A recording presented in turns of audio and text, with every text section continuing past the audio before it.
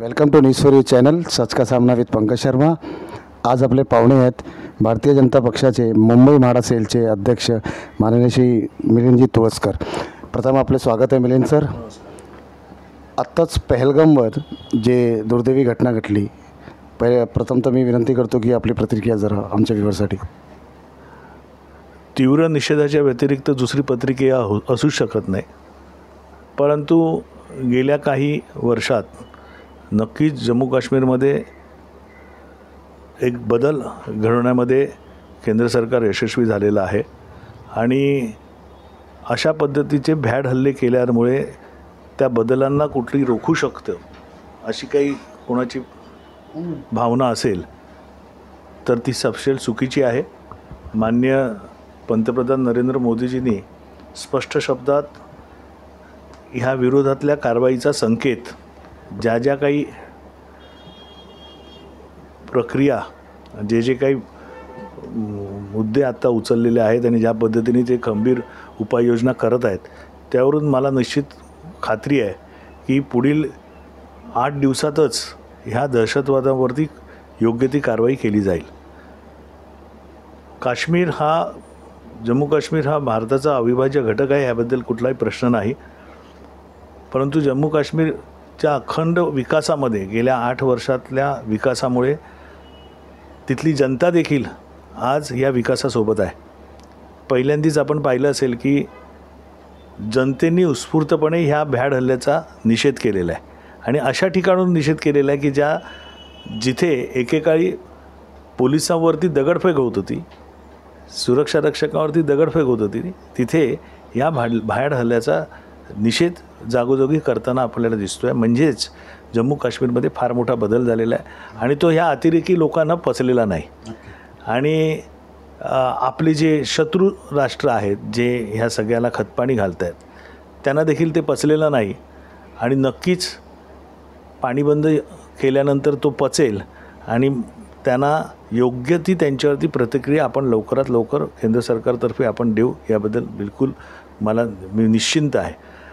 आणि पुन्हा एकदा जे मृत पावले आपल्या महाराष्ट्रातील अनेक मंडळी आहेत, बरीच देशातली 26 लोकांचा मृत्यू झालेला आहे, त्यांच्याप्रती पूर्णपणे भावपूर्ण श्रद्धांजली अर्पित करतो आणि माननीय नरेंद्र मोदीजींना आई जगदंबा बळ देईल की ह्या शत्रूंच्या विरोधामध्ये कठोरातली कठोर पावलं उचलली जातील। नक्की सर।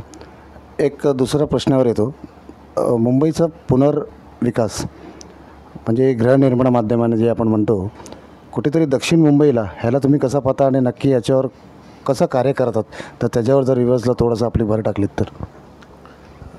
दक्षिण मुंबईमध्ये सर्वात जास्त जुन्या इमारती आहेत, 16,000 जुन्या इमारती आहेत आणि अनेक इमारती सध्या जीर्ण आहेत।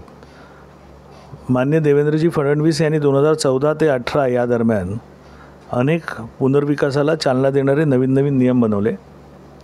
दुर्दैवाने काही 2.5 वर्ष आपली फुकट गेली, पुनर्विकासामध्ये खीळ बसली, परंतु परत देवेंद्रजींनी आणि आपले एकनाथ शिंदे असताना देखील माननीय एकनाथ शिंदेंनी देखील पुनर्विकासासाठी फार जोरदार काम केलेलं आहे। सर्वात महत्त्वाचं म्हणजे 33-7 मधले नियमामधले बदल, त्यानंतर विकास नियमावलीमध्ये असे नियम आणून बदल घडवले की ज्यामुळे पुनर्विकास सहज सोपा होतो आहे। म्हाडाच्या 388 बिल्डिंग करता पुनर्विकासाकरता जवळजवळ 27,000 रहिवाशांना त्याचा लाभ मिळणार आहे, असा 3324 नावाचं कलम मांडण्यात आलं आणि ज्यामुळे आता ज्या 388 बिल्डिंग म्हाडाने पुनर्विकसित केल्या होत्या त्यांचा देखील पुनर्विकास आता सुरू होणार आहे की ज्या 30 वर्षापेक्षा अगोदरच्या बिल्डिंग आहे। त्याचबरोबर सध्या आपण पाहत असाल की पुनर्विकासासाठी वेगवेगळे नियम करून म्हणजे सवलती देण्याचं काम होतं आहे। स्वयं पुनर्विकासासाठी मुंबई बँकेकडनं ज्याच्यामध्ये रिझर्व्ह बँकेच्या काही खाचखळगे होते की मुंबई बँक त्यांना पैसे देऊ शकत नव्हती कर्ज स्वरूपामध्ये, ते देखील दूर करण्यासाठी माननीय देवेंद्र फडणवीस यांनी विशेष गव्हर्नरबरोबर चर्चा केल्यानंतर आज मुंबई बँक स्वयं पुनर्विकासाला चालना देते आहे।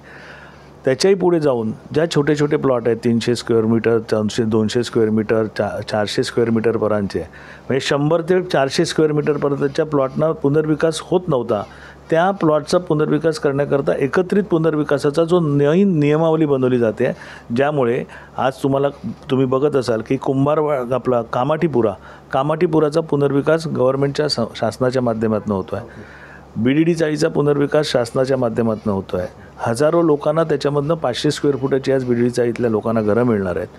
दुसऱ्या बाजूला कामाठीपुराचा निविदा आता लवकरात लवकर निघणार आहे. अभ्युदयनगरचा देखील सर्वात मोठा जवळजवळ 3200 टेनंटसाठीचा लागणारा सगळ्यात मोठा पुनर्विकास शासनातर्फे होणार आहे. आम्ही आता कुंभारवाड्याचं देखील पुनर्विकास समितीच्या माध्यमातून ॲडव्होकेट सोळंकी, सुधा चिंबुलकर आणि मुठवाला यांच्या माध्यमातून तिथे देखील पुनर्विकासाच्या माध्यमातून एकत्रित व्हा म्हणून त्यांची तयारी चालू आहे.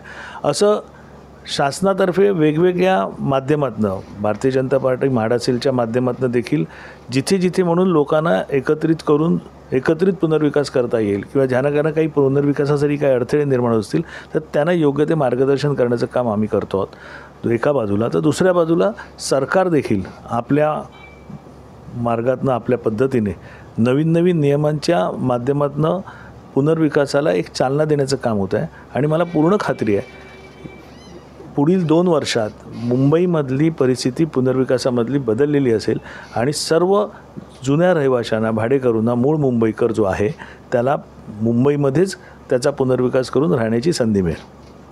नक्कीच. पण थोडंसं मी अजून एक छोटा प्रश्न करतो की कुठेतरी आहे ना बेनामी इमारत हा एक कुठे अडथळा येतो का या विषयात? नाही, बेनामी इमारत